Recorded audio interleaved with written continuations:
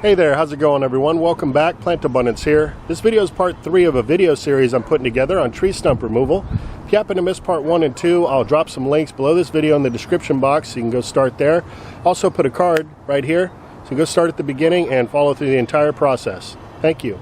Alright, so it's been 6 weeks now since we began the process of removing these tree stumps using the very simple method of applying Epsom salt. Now we're going to take a look. I've got a couple different stumps that I'm documenting for you guys. Here we've got a pine tree stump. Over yonder across the yard I've also got a fruitless mulberry stump. So let's see what things are looking like now after 6 weeks.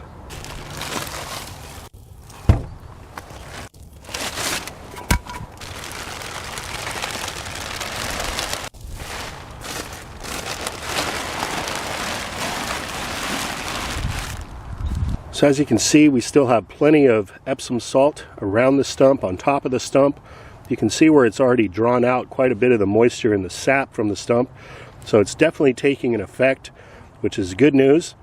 Another thing I want to report on about this particular stump is that I have it in close proximity to a very young tree start. This is a pawpaw tree.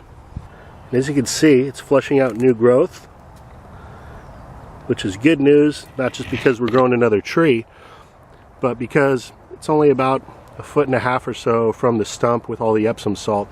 So I think right now this is a good demonstration of there's really not much to worry about with surrounding plants being around an area that you're treating with the Epsom salt, as Epsom salt is actually magnesium sulfate, which are 2 nutrients found in the soil that are actually beneficial to plants.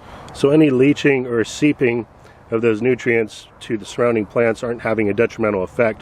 It's only when you apply an abundant amount of Epsom salt to a specific area are you going to then turn that benefit into something else. In this case, we're drawing moisture out of the tree stump, so it's working well, helping to break down the tree stump, and at the same time the surrounding plants, here's a fava bean plant growing and some greens, we've got some hollyhock over here, all doing just fine, no detrimental effect. This isn't a table salt or something like that. This is magnesium sulfate, so there is a difference. And once this process is complete, I do plan on excavating the area slightly and backfilling it with some fresh potting mix and mulch, and it'll be like nothing ever even took place in this area. At this point, however, I'm going to go ahead and remove that plastic bag. No need to add any extra salt today. I can see all the holes that I drilled are still plugged up with the salt. There's plenty of salt around the base of the stump. So we're just going to expose this now to the sun and to the dry air, which is going to help to further expedite the process of drying this stump out, helping it to decompose and break down. One other thing I wanted to point out, if you look closely around the base of the stump, see these little white threads in the mulch here? This is actually mycelium, which was from an inoculation I did. I had put in some mushroom spawn for the wine cap mushroom, or Stropharia rugosa annulata. You can see we got a big wine cap, also known as the garden giant, popping up in very close proximity to this stump. Actually got quite a few mushrooms. Fortunately, I damaged that one. We got some popping up over here as well. Here's another one. Here's another one over there. And these are edible, delicious mushrooms that do a wonderful job helping to break down decaying organic matter. So if I hadn't inoculated this area with this specific mushroom, chances are, over a certain amount of time, you'd start to see mushrooms pop up around this stump, because as the stump is breaking down, decomposing, so are the roots beneath the soil surface, which are all food sources for the mycelium and the mushrooms to grow.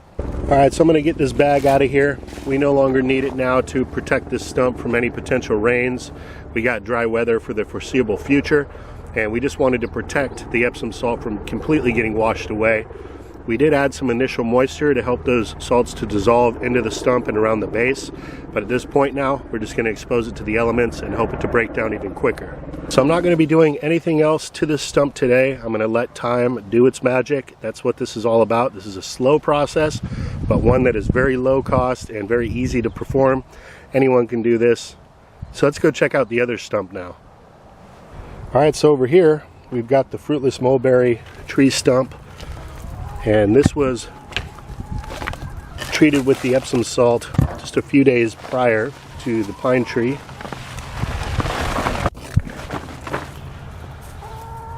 Wow, you can see there's still a lot of moisture around this trunk. A lot of the Epsom salt has dissolved, and so I'm going to need to refill these holes.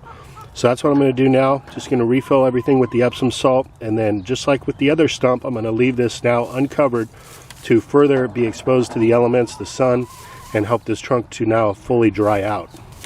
And I am running a bit low on the Epsom salt. A bag like this was only like $2.50, so I'm going to pick up a couple more so I have them on hand in case I need to add more salt in the future.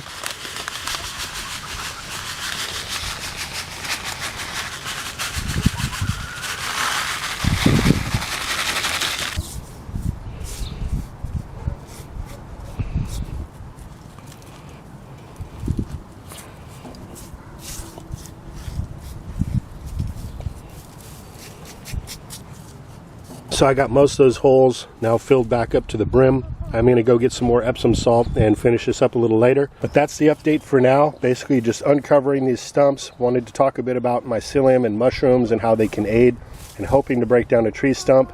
So I'm just going to let these trunks now be and let nature do its thing. Let things continually break down. And we'll be back in a future video and show you some progress. Looking forward to the day when we start splitting this back and pulling the tree stump out of the ground. Like I had mentioned before, this isn't a quick solution. This is rather an easy, low-cost solution, and everything seems to be working just fine up to this point. So I want to thank everyone for tuning in today. Hope you're having a good one, and I'll be talking to you again real soon. Take care.